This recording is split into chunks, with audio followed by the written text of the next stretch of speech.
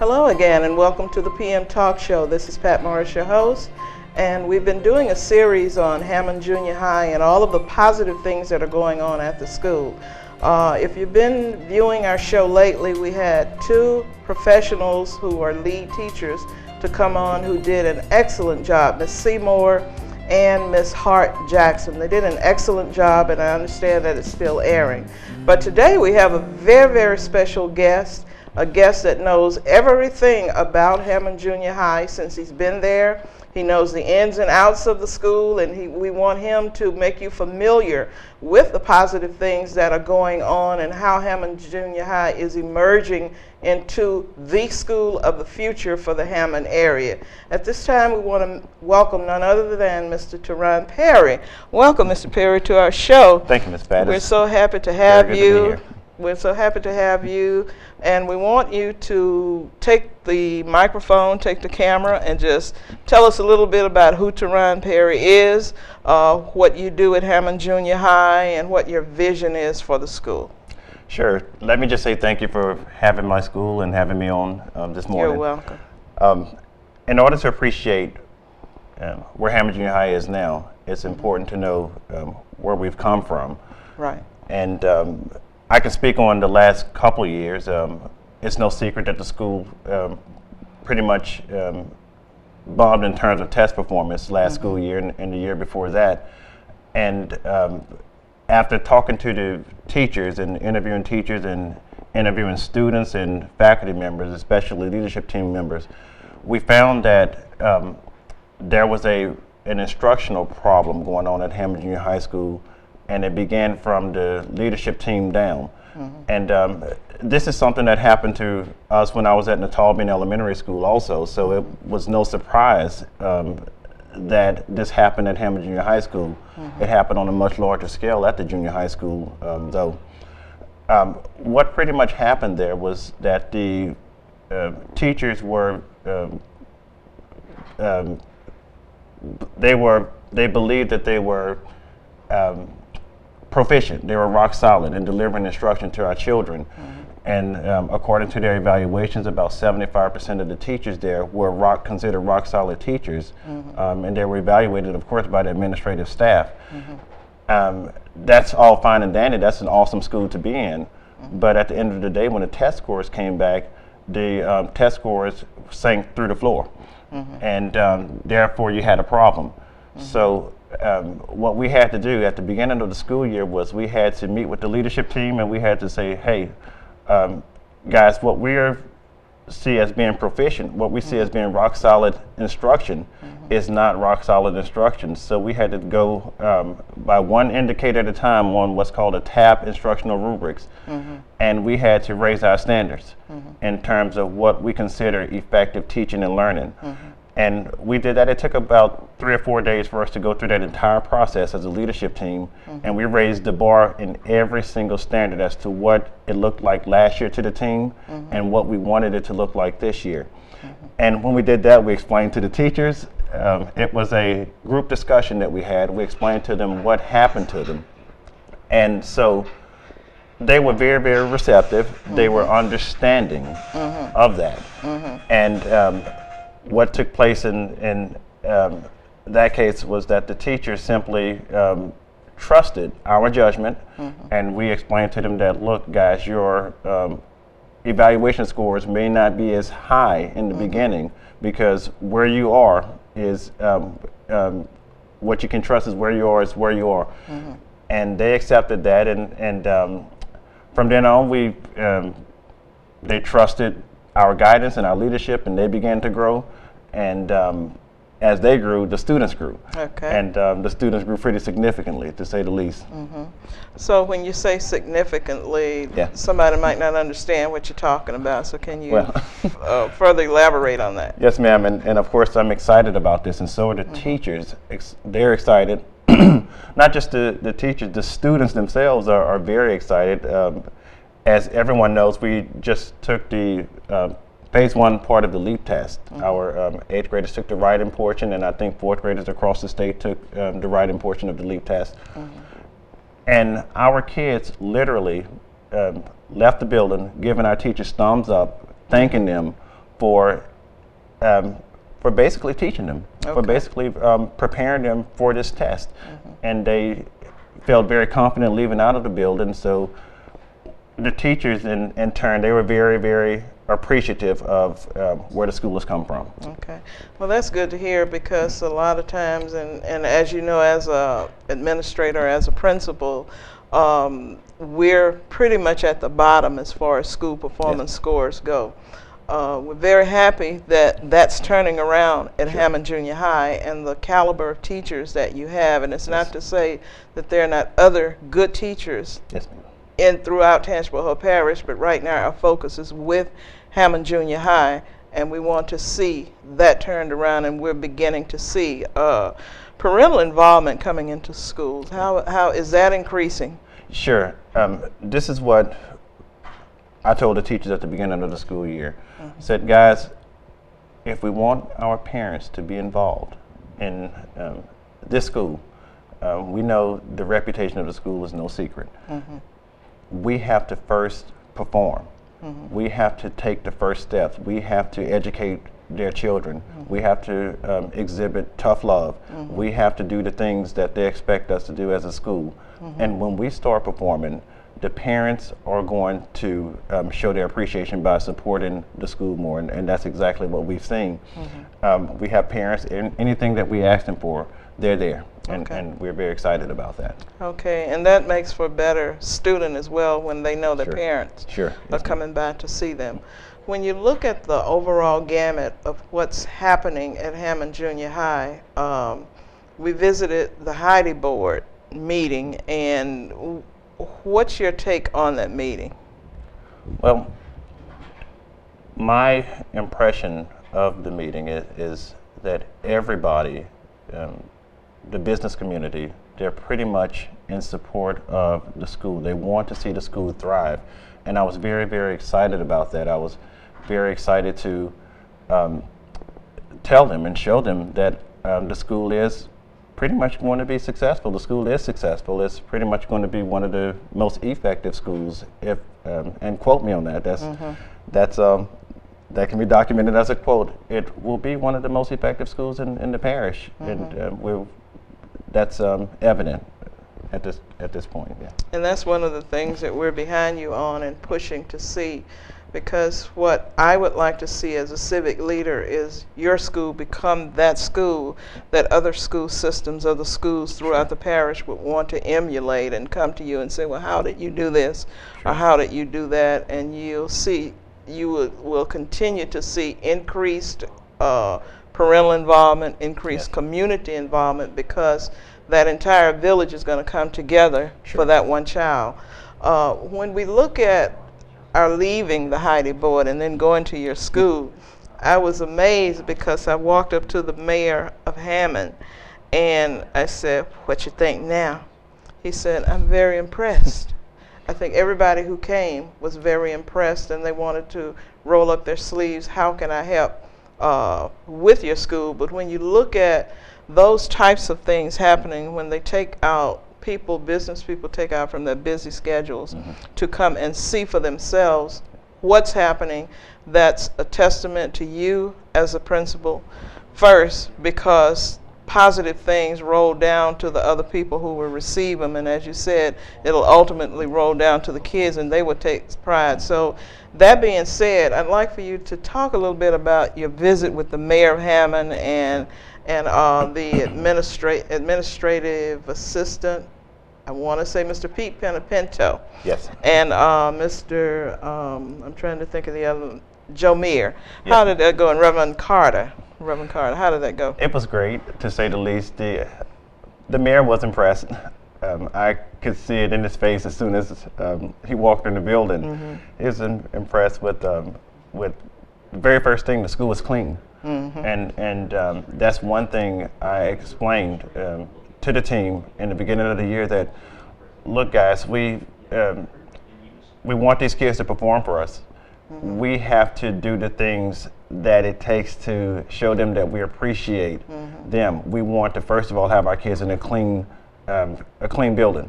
And so that was the first thing the mayor, he actually told me. He said that, you know, building is clean. The office staff, they were very professional. The teachers were very receptive. The kids were very receptive. I can see it all over his face that he was very, very, very impressed with Hammond Junior High Magnet School. And that's the thing about the junior high school is that it's a school that suffered for so long from a negative perception. And what we have to do is invite people to come in and see for themselves. And parents have been doing that just the same as the mayor. They've been coming in and actually seeing this for themselves. And they are overwhelmed with and overjoyed with excitement. We had 3 parents who came in from, I think, the Champ Cooper area who registered their children like the very next week because of what's happening at the school. So the mayor got a taste of that, and they were very excited about the visit. And that's good. And we all know that businesses follow good schools. They relocate to areas where the schools are what they should be, because the bottom line is it doesn't matter if it's black or white. People simply want what's best for their child, educationally speaking, and this is what we're pushing to have. How you said the kids were receptive. I didn't get an opportunity to go in the classrooms when you all were touring, but were the kids inquisitive? Did they ask questions of the administration? They did. They were, our kids at this point, they're very, very confident. They're confident, they know that they're learning. And so meeting the mayor, they had questions. I can recall one kid asking, is the job difficult, basically? And of course, Mayor Foster, he has a sense of humor. He said that he's always wanted to be mayor, and he began to tell little stories, and the kids, they began to ask questions about the story. There were about at least 20 questions that were probably asked throughout the mayor's visit. So. Our kids, they were interested. They were excited that the mayor came to visit them. They were making the connection to say, okay, well, look, I may be a future mayor. This may be something that I may be interested in doing. Our kids are making those kinds of connections now, and I'm very excited about that. Right, and that's really good.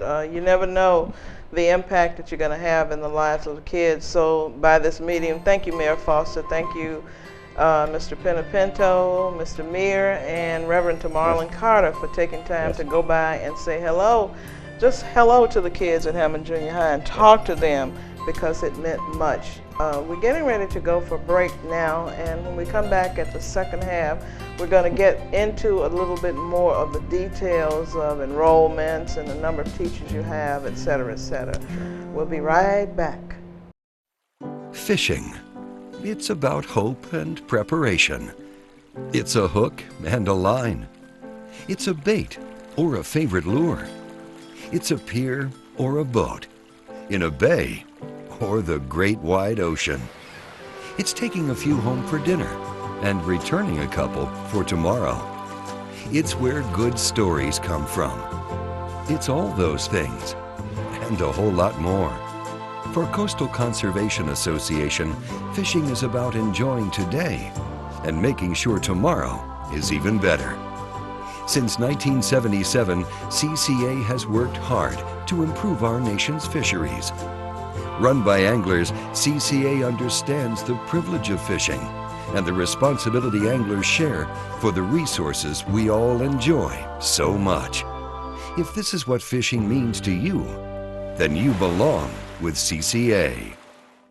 Welcome back to the PM Talk Show. This is Pat Marsh, your host, and we have with us today our guest, Mr. Terran Perry, and I call him the principal of principals from Hammond Junior High Magnet School, and he's doing such a fantastic job at his school. It's so well structured. The kids, it's just amazing. You just need to go by one day when classes are changing to see the order that's in there, and then go by one day when they're having lunch. I particularly like the part of when the kids come in and get their breakfast. He's doing some form of sensitivity training where the kids go in and they watch a movie about diversity and each other's culture, and this helps kids to learn why certain cultures do certain things, and that's a good thing, and I want to commend you. But during the second half, one of the things that we want to kind of settle once and for all? I'm still hearing some misconceptions about the amount of kids that are currently Sure. attending Hammond Junior High, and we want to put that to rest because I know it's more than 350. So just let us know how many kids and what Sure. the attendance from one year to the next. Well, I read that in the paper, and that was a misprint. The amount of kids that we have this school year at this point should be 491 to be exact. That's consistent with the number of kids, the average number from the year 2000, 2001, when the schools always had a population between 450 and 500 kids. The most being about 504, and that was in the year maybe 2005, 2006. It was right after Katrina, if I'm not mistaken. Of course, there was a big influx during the Katrina years. But it's always been between there since the year 2000. So I think what's going on is that the misconception is happening as a result of the proposed plan, or the current plan. Under the current plan, there's a possibility that if this current plan stays in place, then we can see our numbers dwindle to about 350.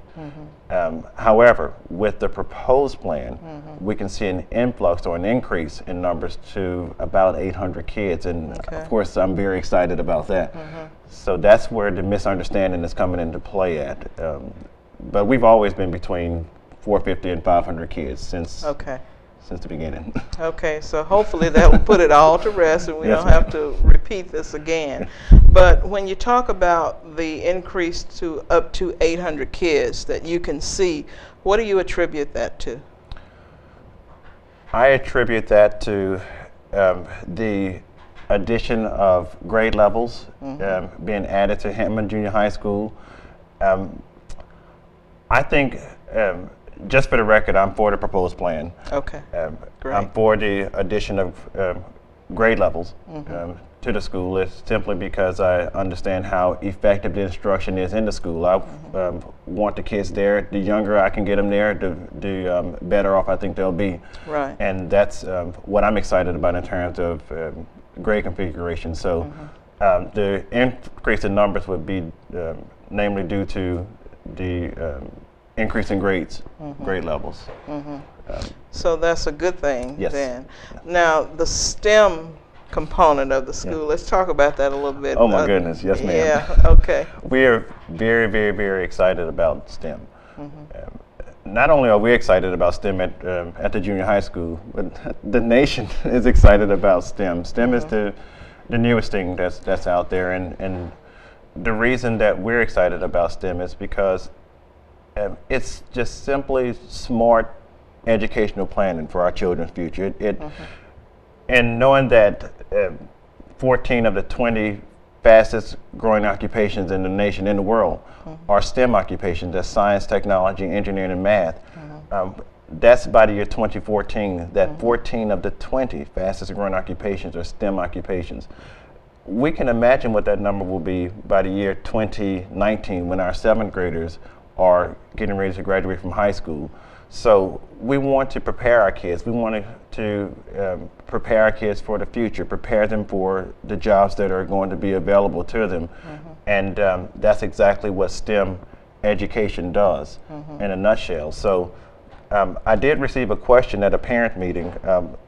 The question was, Mr. Perry, what's going to happen to the core courses such as ELA, social studies, and science and math? Those core subjects, they're not going away.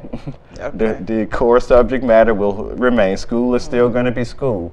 However, what we're going to do is integrate STEM in the process and create some elective courses that prepare those kids for STEM, kind of like Hammond High does.